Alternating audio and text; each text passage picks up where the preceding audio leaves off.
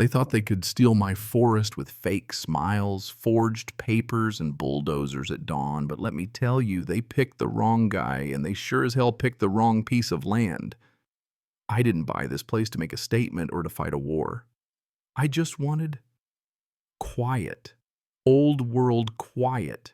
The kind where you actually hear the wind move through the pines and the animals talk to each other, not the whir of someone's leaf blower or the HOA's next mass email.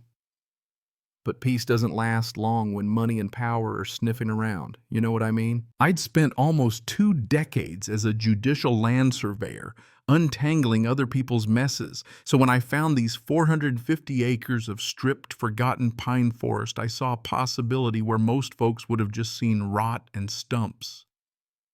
7 years it took me parcel by parcel to stitch the land back together and give it a single heartbeat again. Every dollar I earned went into replanting, cleaning up water, building up wild corridors, and building a home that could weather anything: solar, rain, catch, wood stove, wind turbine, singing all night. I was ready to live invisible. Then here came the HOA. A bunch of homes across the old logging road, perfect hedges, perfect mailboxes, fake stone and all that. Live, laugh, love, energy, like some kind of pastel cult.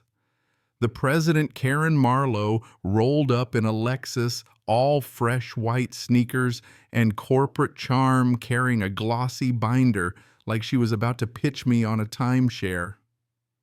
Mr. Bradshaw, she says we've got a proposal. She wants 68% of my forest, just 300 acres.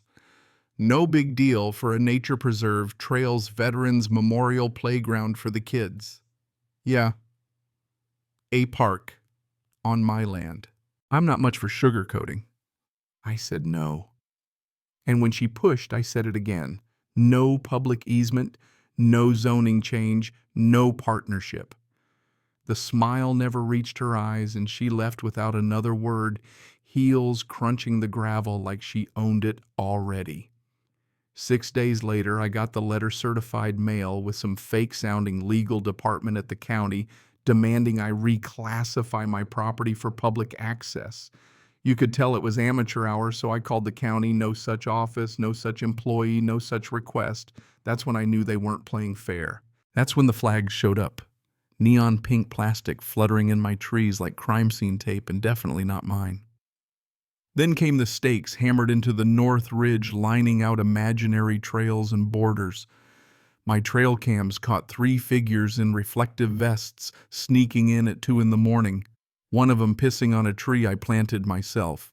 I reported it, but the county just shrugged, "We'll look into it." So I started my own file, labeled it Invasion.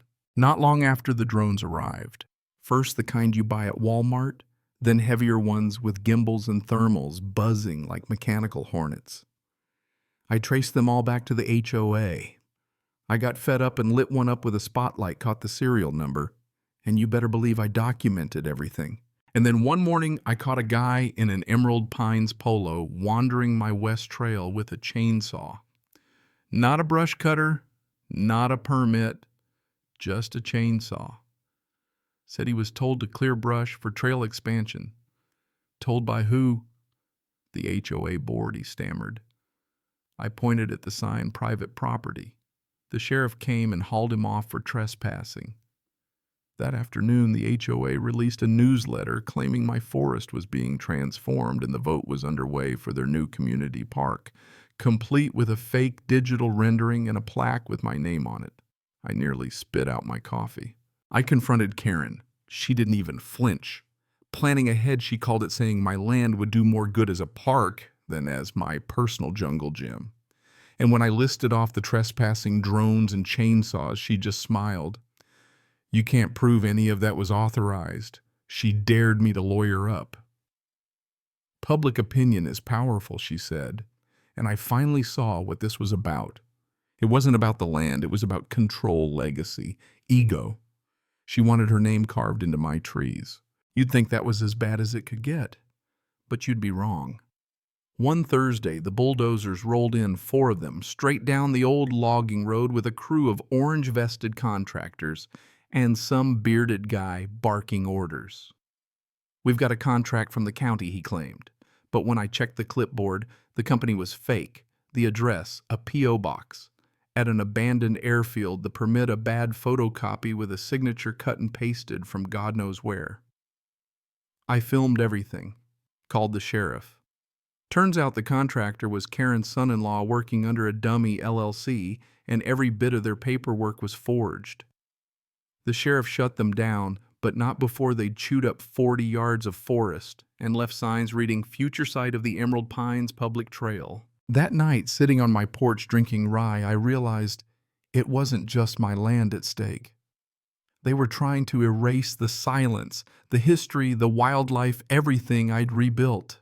The next day, I filed complaints with the Attorney General, and the state EPA sent over footage and documents and started making noise, but the damage had been done.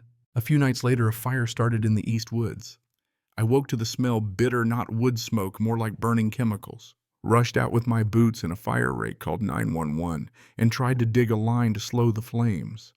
The wind shifted just in time for the fire crews to contain it, but not before 50 acres of underbrush, fox dens, and new saplings were turned to ash. The state fire marshal found traces of accelerant, and my trail cams caught 2 figures sneaking in from the HOA direction. One of them a minor Karen's grandson. Turns out she'd told him and a friend to force the narrative to light fireworks in the woods and make it look like a natural disaster. She called it raising awareness. That was the last straw. I handed over everything: video, emails, printouts, witness statements. Karen's son-in-law tried to skip town. Her fake contractor website vanished, but the authorities moved fast. They traced forged documents to her basement printer, uncovered dummy contracts and emails between Karen and 2 zoning officials. Indictments came down like rain: conspiracy, fraud, arson, misuse of public seals. Karen got 12 years, her board turned on her, and the HOA was dissolved by court order. The subdivision sign vanished overnight, probably by a neighbor who'd had enough. My lawsuit went through, and the court awarded me $3.2 million in damages, enough to restore the forest cover legal costs. And then some. I didn't celebrate, just got to work. Hired crews, biologists built a sanctuary, not a park, but a protected reserve under my name, access by invite only. The land started healing. Foxes, owls, even the black bear came back little by little. Journalists started calling. I told most of them no, but one story went viral. Suddenly, I was a land guardian to people all over the country, and folks started fighting back against HOAs in their own towns. Karen tried to appeal, but no dice. Her name became a cautionary tale, not a legacy. I spent the next year rebuilding fence lines, planting, teaching a few kids about listening to the land instead of paving it over. My favorite sign now stands at the edge of the property, oak post, hand-sanded, reads, "This land is not for parks. It is for peace. If you try to take it, it will fight back." I never wanted to be a symbol, but maybe that's what's needed when people forget the earth isn't just for sale to the highest bidder. The forest still remembers, and so do I. So tell me, if this was your land, your fight, would you have stood your ground or handed over the keys for a little community progress? Drop your thoughts below. I want to hear where you stand, because justice in the end comes from people who refuse to back down.